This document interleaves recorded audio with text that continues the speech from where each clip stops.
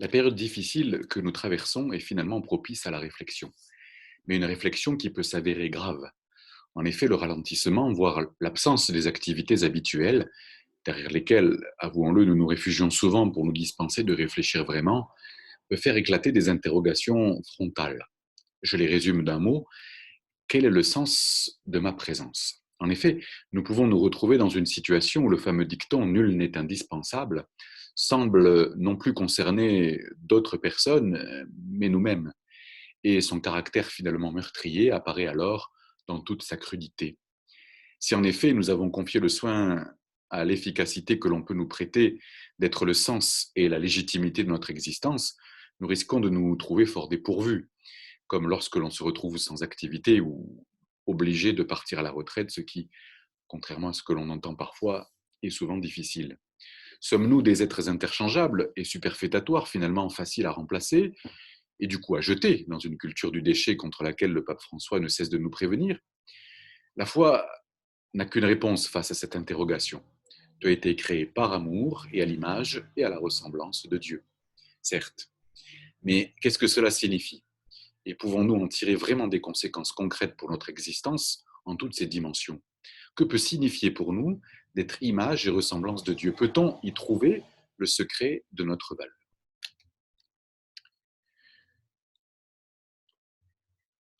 Qui est ma mère? Qui sont mes frères?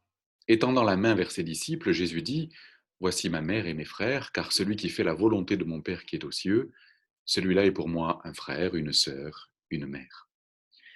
Cette conviction du Christ, finalement étrange, constitue peut-être l'une des expressions les plus pures de cette possibilité de participation à la vie divine qu'offre la révélation. Car le but de cette dernière est très clair, si l'on en croit le Concile Vatican II, nous rendre participants de la nature divine.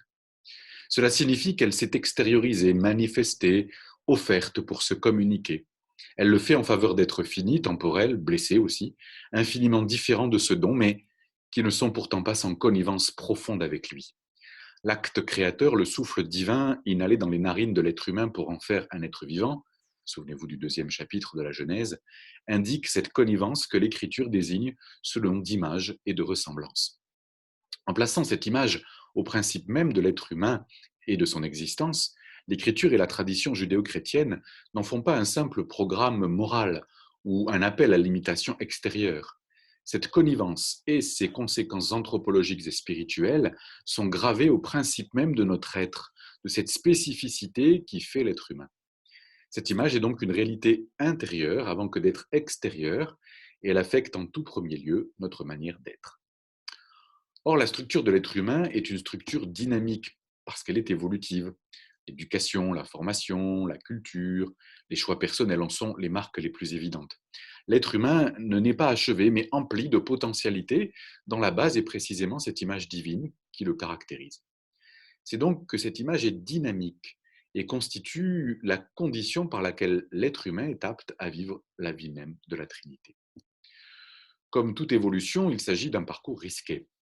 Et il est d'autant plus risqué qu'il exige la mise en œuvre d'une capacité de liberté, on dit d'autodétermination, par définition imprévisible. Cette réalisation plénière de l'être humain exige donc un chemin que l'on peut précisément appeler le dynamisme en nous de l'image trinitaire. Pour en explorer quelques éléments, nous prendrons pour guide saint Augustin, dont la fameuse prière dans les confessions dit finalement un peu tout. Tard, je t'ai aimé, beauté si ancienne et si nouvelle, tard, je t'ai aimé, et voici que tu étais au-dedans et moi au-dehors, et c'est là que je te cherchais, et sur la grâce de ces choses que tu as faites, pauvre disgracié, je me ruais. Tu étais avec moi et je n'étais pas avec toi. Elles me retenaient loin de toi, ces choses qui pourtant n'existeraient pas si elles n'existaient en toi. Tu as appelé, tu as crié, tu as brisé ma surdité, tu as brillé, tu as resplendi, et tu as dissipé ma cécité.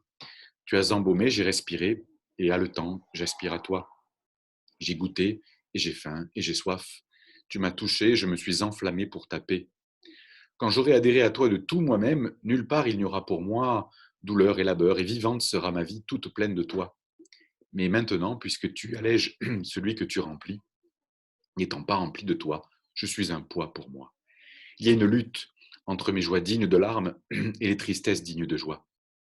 Et de quel côté se tient la victoire? Je ne sais. Ah malheureux Seigneur, aie pitié de moi. Ah malheureux, voici mes blessures, je ne les cache pas.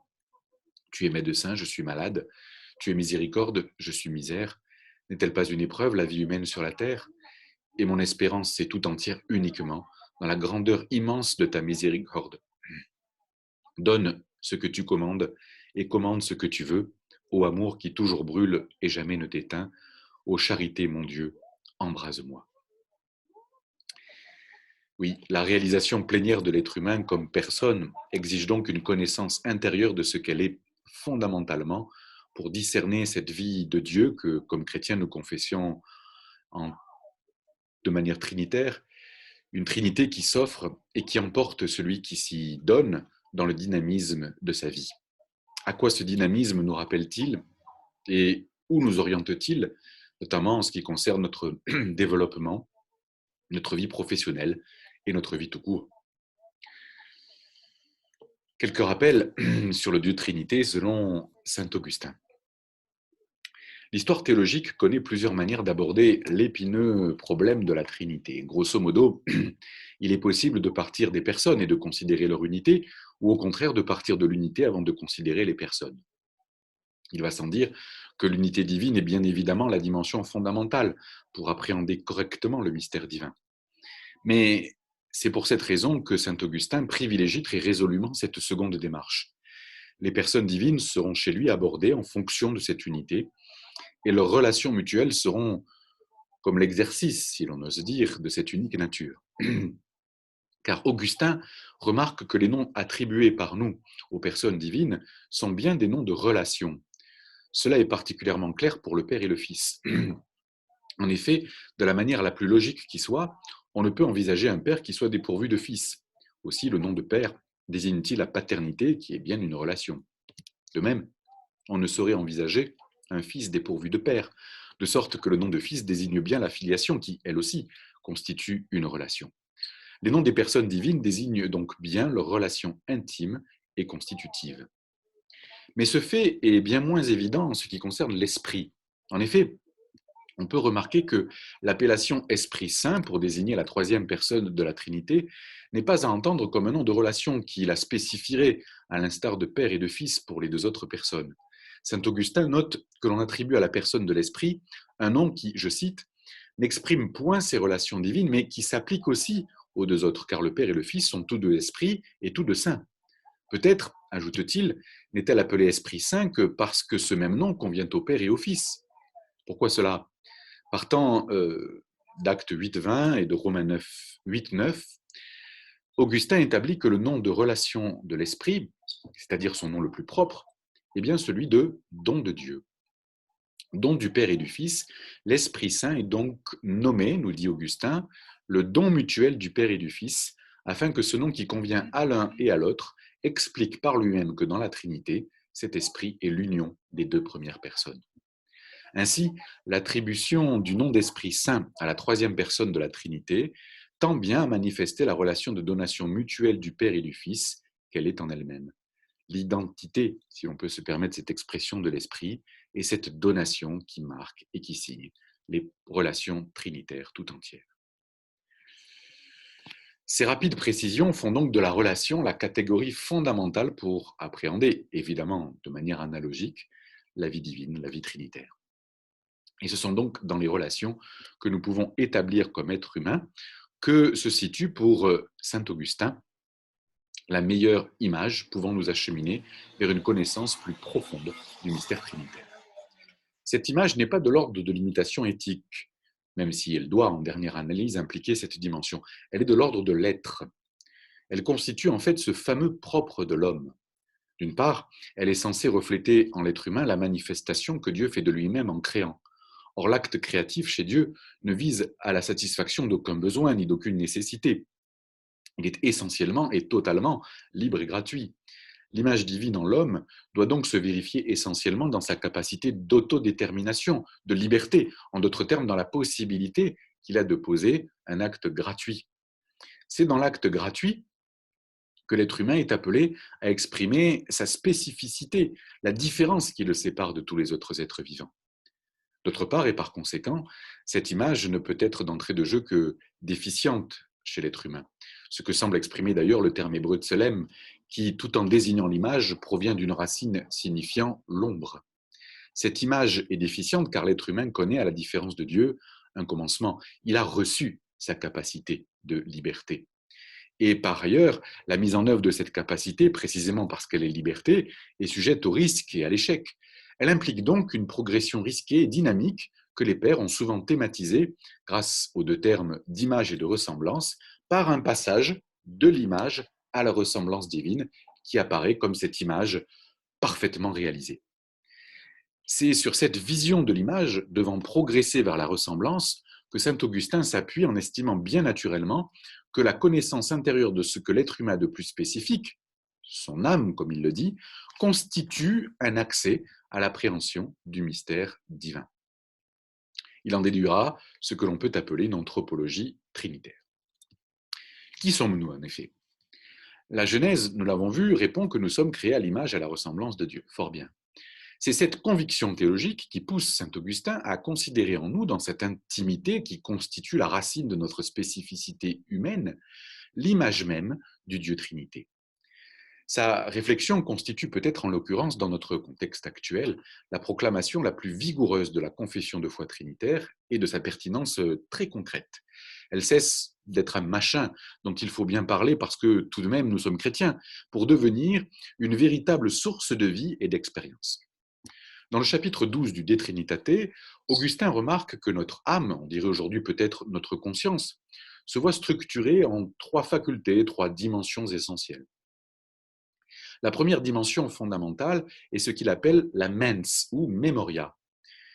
Ce terme désigne le fait premier et gratuit de notre existence personnelle, dont nous ne sommes pas l'auteur, nous ne sommes pas donnés à nous-mêmes l'existence évidemment, mais que nous avons reçue. Cette dimension nous accompagne sans cesse, comme la source même de notre existence et de notre action, sous quelque aspect que ce soit, et elle constitue du coup notre originalité fondamentale. Ce qui fait que nous sommes nous et pas un autre. Comme source, elle se relie en termes d'image trinitaire évidemment au Père.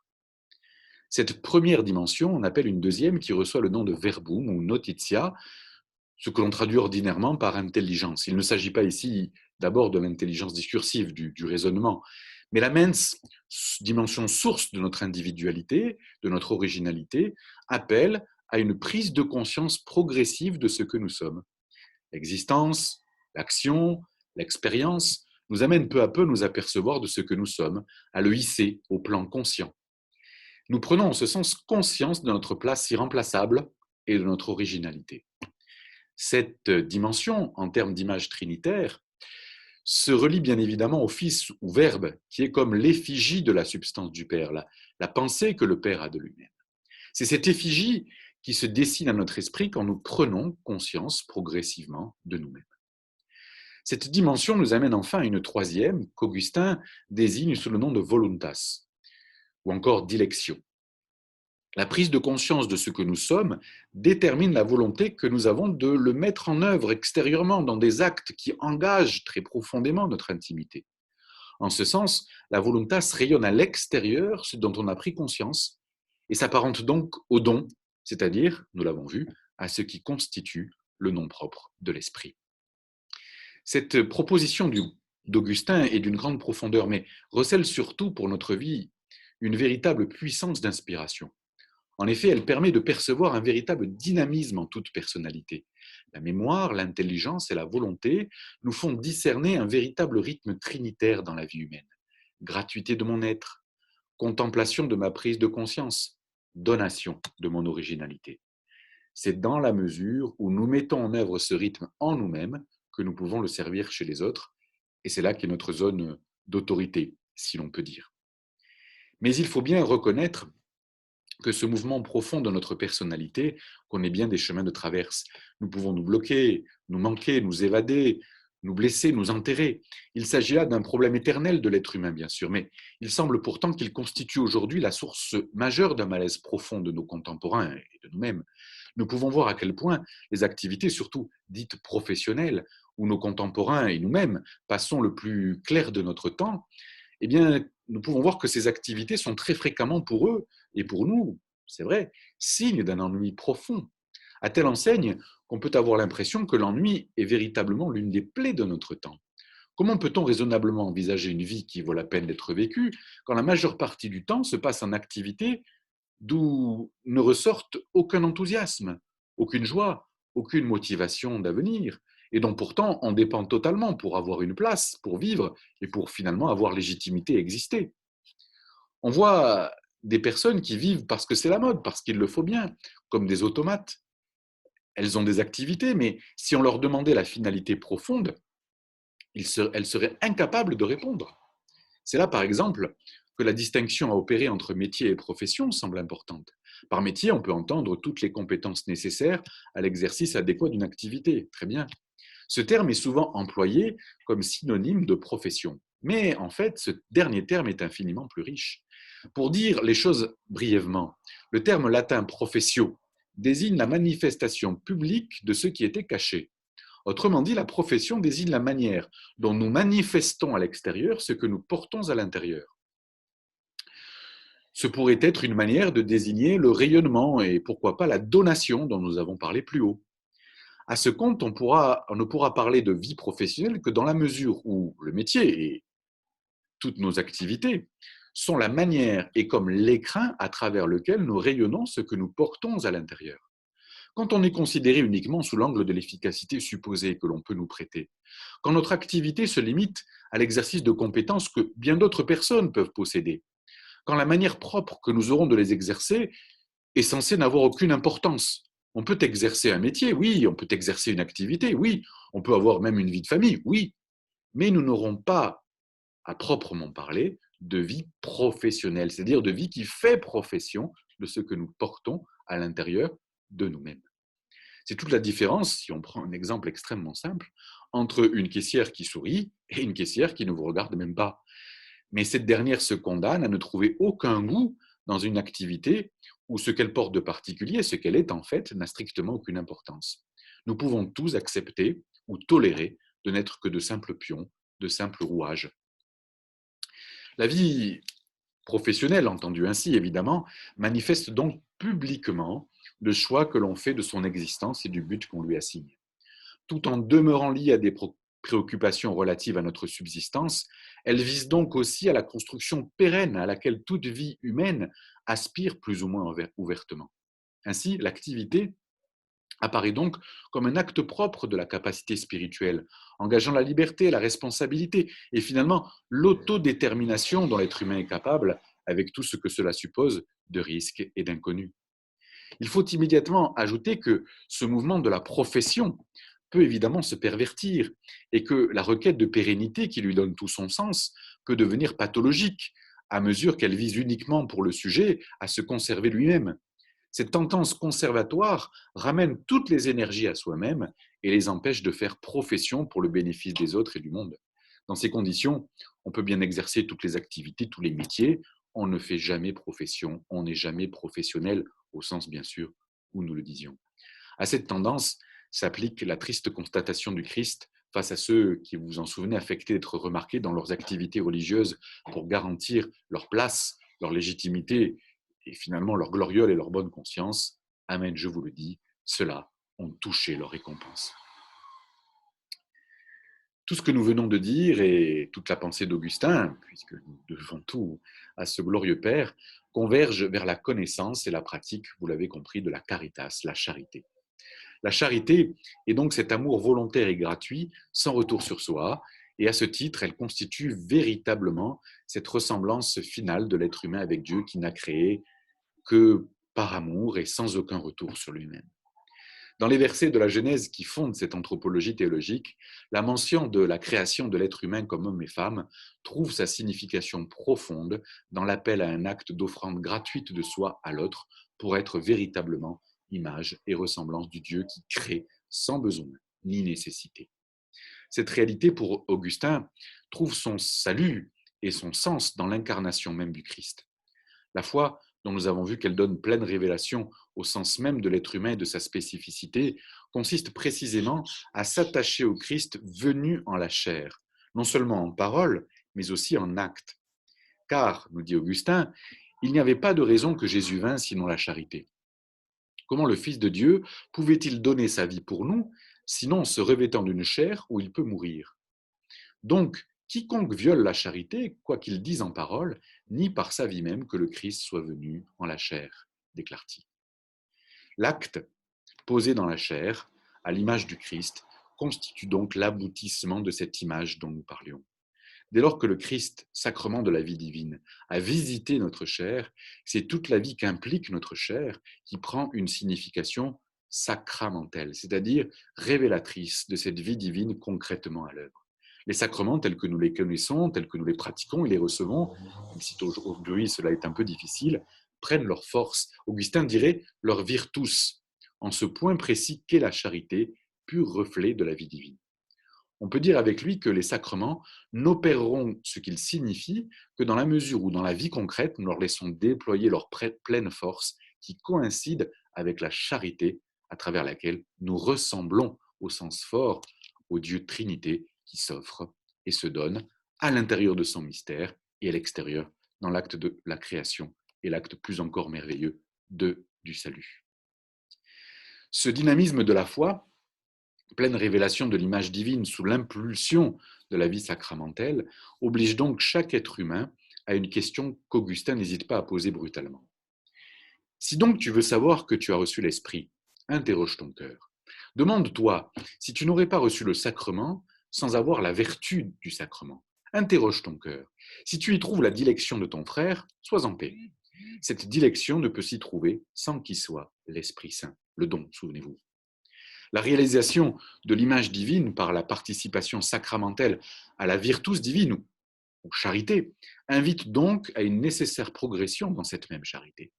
Celle-ci implique une introspection personnelle, c'est-à-dire une mise en conformité de sa vie avec la memoria Dei, incise dans notre être, et un renoncement total à nous-mêmes dans l'acte extérieur de charité, à l'image du Christ mort et ressuscité, qui en est la source et l'expression parfaite. C'est ce mouvement, apparemment double mais finalement unique, qui constitue pour Augustin le signe de la vraie foi et la parfaite réalisation de la ressemblance divine. C'est donc dans la dilection seule que l'on discerne, nous dit-il, et je le cite, les fils de Dieu des fils du diable, rien moins. Ils peuvent tous bien se signer du signe de la croix du Christ, tous répondre Amen, tous chanter Alléluia, être tous baptisés, entrer dans les églises, bâtir les murs des basiliques. Les fils de Dieu ne se discernent des fils du diable que par la charité. Ceux qui ont la charité sont nés de Dieu, ceux qui ne l'ont pas ne sont pas nés de Dieu. Là est le grand signe, le grand principe de discernement.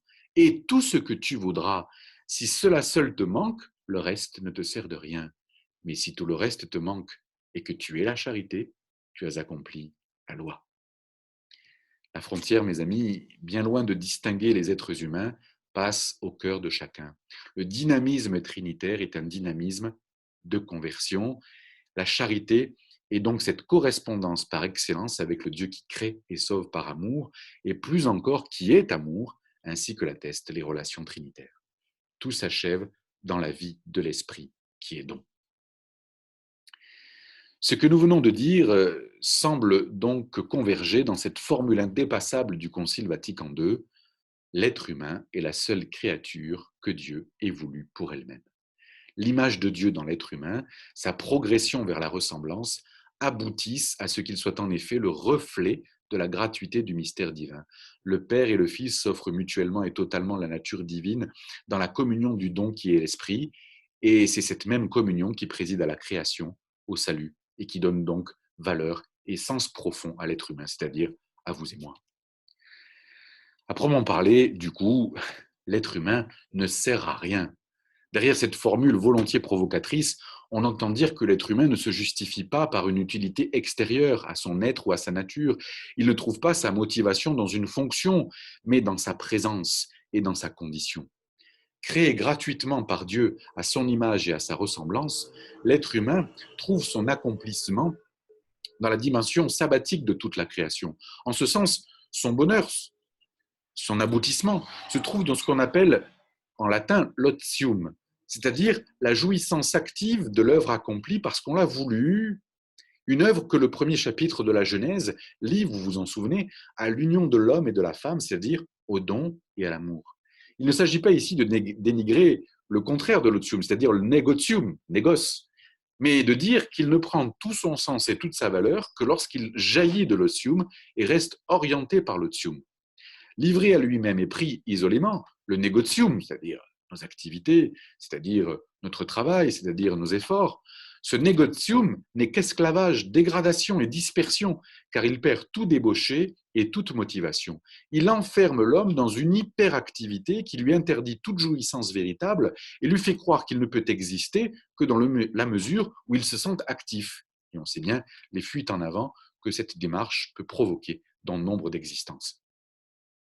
Mais plus profondément, ce dynamisme trinitaire nous révèle la signification de notre activité. Certes, elle vise d'abord à assurer sa subsistance immédiate, et nous partageons cela évidemment avec tout le règne animal. Mais chez l'être humain, elle vise aussi à une organisation générale que l'on appelle économie, et qui, tout en restant liée à la subsistance, en assure la prévoyance. C'est déjà le signe que l'être humain est capable de s'élever à une conception plus générale de lui-même, et qui n'est pas strictement enfermé dans le besoin immédiat. L'activité entretient donc ici un rapport évident avec la capacité spirituelle. Mais on ne peut s'arrêter ici. Elle rejoint aussi l'un des élans les plus puissants de la capacité spirituelle, à savoir le désir de se survivre ou encore désir d'éternité. Bref, l'activité vise aussi à la pérennité et obéit au désir de marquer durablement le monde et de transmettre quelque chose d'indestructible et d'inédit. C'est le sens de ce que Hannah Arendt appelle l'œuvre qui a pour condition le travail. Le dynamisme trinitaire fait finalement apparaître que l'œuvre que nous avons à sculpter et finalement à offrir en la rayonnant, c'est notre propre personne, don de Dieu que nous pourrons livrer à proportion que nous en prendrons conscience. Gratuité, mémoria de l'origine divine, contemplation, prise de conscience de notre originalité, et donation, mise en œuvre. Ces trois axes que nous avons tenté d'isoler sont finalement le rythme ternaire sans lequel aucune vie humaine ne peut accéder à elle-même. Grâce à Augustin, nous avons pu voir comment la connaissance de notre profondeur intérieure et de notre spécificité nous place sur un chemin d'accomplissement qui va de l'image native que nous avons reçue sans le désirer, sans le vouloir, à la ressemblance réalisée et consentie. L'image trinitaire en nous imprime à notre existence un rythme ternaire entre gratuité originelle, contemplation, on pourrait presque dire jouissance, et donation, qui apparaissent comme les trois actions de l'unique existence humaine. C'est en ce sens que l'être humain est bien cette image de la Trinité où le Dieu unique vit sa nature dans l'offrande éternelle des trois personnes. Et ces personnes trouvent leur spécificité, si l'on ose dire, et leur subsistance dans l'offrande différenciée qu'elles font d'elles-mêmes. Mémoire et gratuité du Père, intelligence et jouissance du Fils, volonté et donation de l'Esprit. Voilà notre Dieu. Chaque personne divine se révèle comme personne en s'offrant et en se désappropriant la nature divine, en se désappropriant de sa spécificité. Dans la charité, du coup, cette virtus divine à laquelle l'être humain participe sacramentellement, eh bien, trouve du coup la gratuité et dans laquelle il trouve la gratuité de son être, sa contemplation et sa jouissance. C'est en se transcendant que l'être humain adhère pleinement à lui-même. Et c'est ainsi qu'il participe au dynamisme de la vie trinitaire du Dieu unique. C'est dans l'acte d'offrande qu'il trouve le summum de sa personnalité, en ce sens qu'il offre quelque chose d'unique et d'irremplaçable, à savoir lui-même. Et dans le même moment, le summum de sa transcendance, puisque l'offrande implique qu'il se dépasse, qu'il se livre, qu'il s'offre sans un regard pour lui-même. Toute existence, notamment dans son aspect professionnel, doit adhérer à ce dynamisme si l'on veut qu'elle soit humaine. S'aimer ne consiste pas à se regarder comme Narcisse ou à se préserver, c'est reconnaître ce que Dieu a voulu créer en désirant notre existence et y adhérer en le mettant en œuvre pour l'offrir et le rayonner à son image et à sa ressemblance. Rendre grâce, c'est vivre à fond la grâce, à commencer par celle de notre existence. Et c'est à ce prix que notre vie cesse d'être machinale, cesse d'être à la mode, si j'ose dire. Découvrir sa propre valeur, c'est la servir chez les autres en leur offrant la sienne. Dieu, en nous créant et en nous aimant, provoque en nous le meilleur de nous-mêmes. Il a tout donné pour que nous puissions exister et que nous puissions mettre en œuvre cette originalité qu'il nous a conférée. À nous de transmettre l'appel.